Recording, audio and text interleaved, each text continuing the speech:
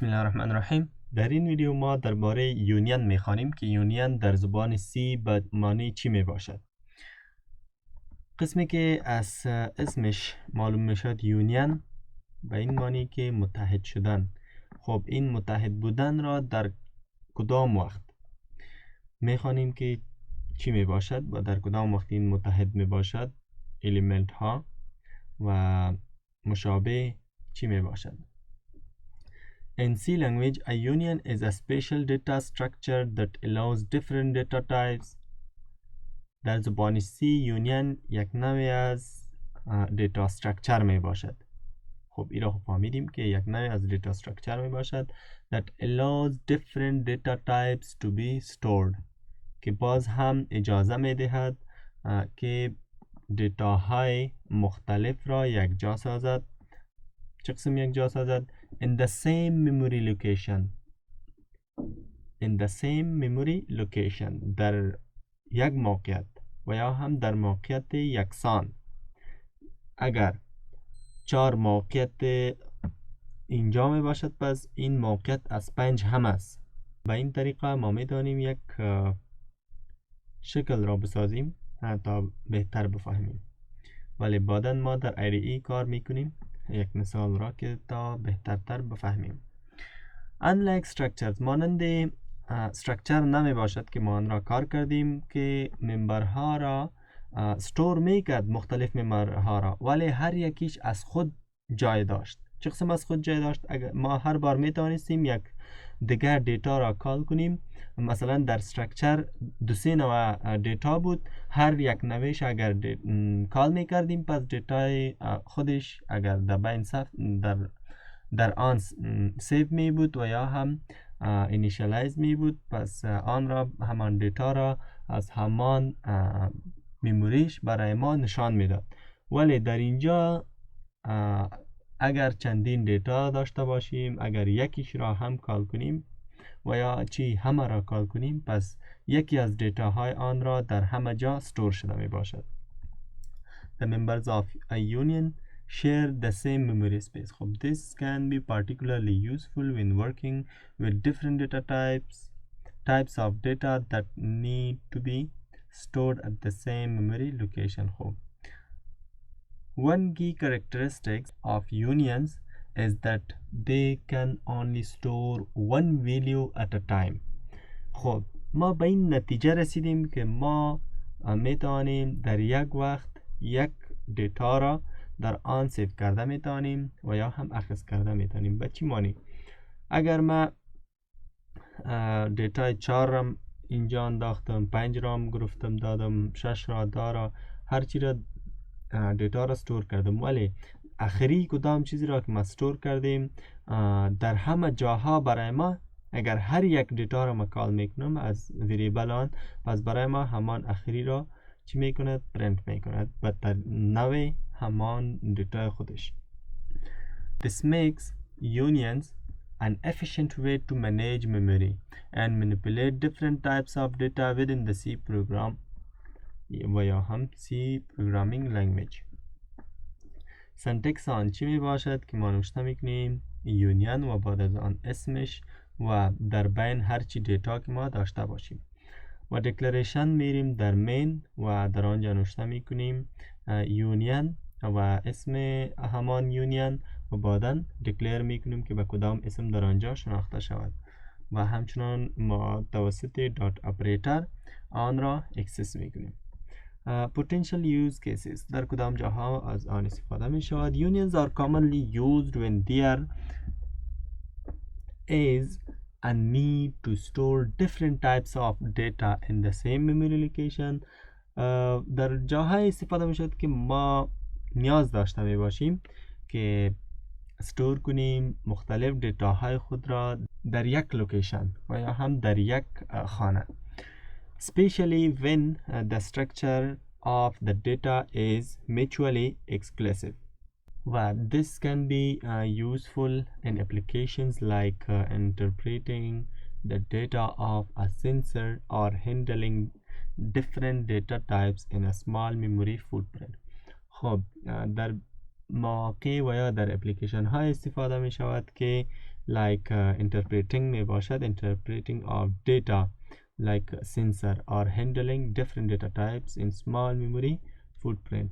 خب مانند سنسورها از آن استفاده می شود و بسیاری جایهای دیگر که اینجا ما از آن ذکر نکردیم چون بحث ما دور می رود. پس یونین چیزی دیگر نمی باشد، فقط یک استراکچر می باشد، ولی استراکچر از نوع استراکچر می باشد که هر قدر الیمنت در آن داشته باشیم فقط یک دیتا و فقط یک مموری برای آن داشته می باشیم و همه را در آنجا استور می کند. همچنان ما خواندیم که مموری آن را توسط داتا اپراتور اکسس می کنیم.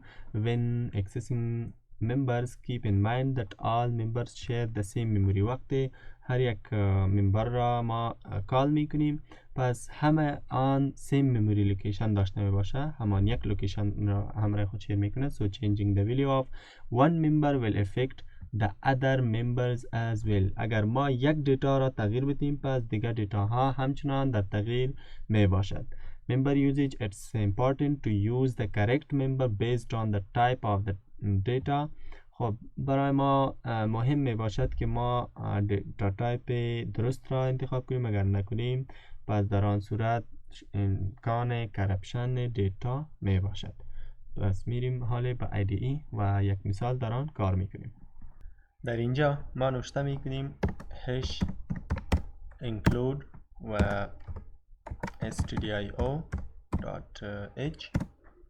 و با من شروع میکنیم، ولی قبل از این ما یک یونین را معرفی میکنیم با کیورد یونین و اسمش را مثلا میگیریم my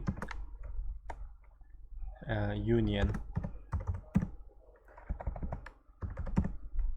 و در اینجا نوشته میکنیم int x.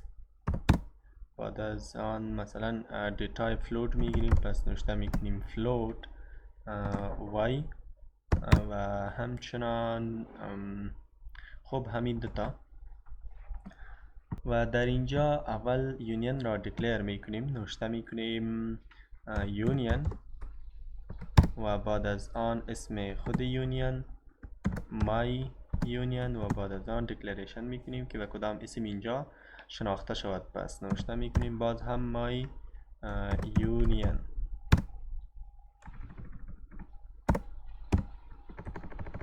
و یک اختتامیه. بعد از آن میاییم با آن دیتا میفرستیم و یا هم در آن دیتا استور میکنیم، نوشته میکنیم my union dot x و مساوی میدیم به چی؟ با یک هر چی که باشه انتیجر است البته. پس نوشته میکنیم دا و بعد از آن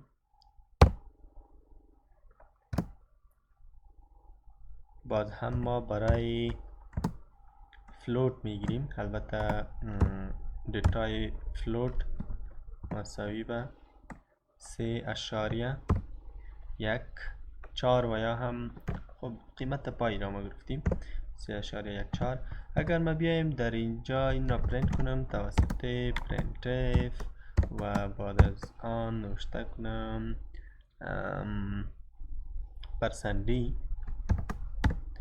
و بعد از کامه my union dot x و در اخیرم اختتامیه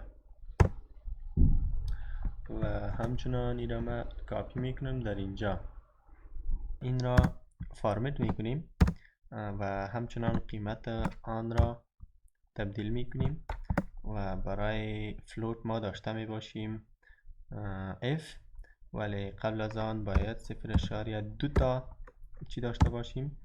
فلوت نمبر داشته باشیم. بعد از کنترل اس ما کد خود را رن میکنیم، البته در اینجا یک \n. خب دیدیم که برای ما چی پرینت کرد؟ دا و 3.14.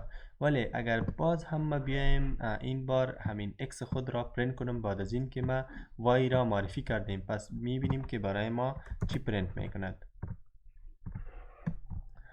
یک در اینجا نوشته میکنیم value after changing values after changing. خب بعد از کنترل اس ما باز هم پروگرام خود را رن میکنیم و میبینیم که برای ما پرینت کرد. چی پرینت کرد؟ یک نمبر را. خب باید بگیم که این نمبر انتیجر این شماره اشاریه دار می باشد و اگر واضح ترش کنم که چه این شماره آمد، پس فکرش ما مکمل دیگه طرف میره. به همین ترتیب ما باید از کاراکتر استفاده کنیم و میاییم در اینجا کاراکتر را معرفی میکنیم. البته من ای را میگیرم و ای در اسکی ویلیو قیمت آن در اسکی ویلیو 65 می باشد. پس وقتی ما ای را معرفی کردم، پس ای را خود یک بار اینجا برای ما پرینت می کند. اینجا سی بگیرم.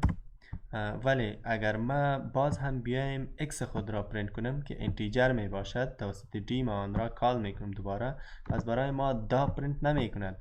قیمت همین ای را در اسکی ویلیو که هرچی قیمتش باشه آن را می آورد و برای ما پرینت می کند.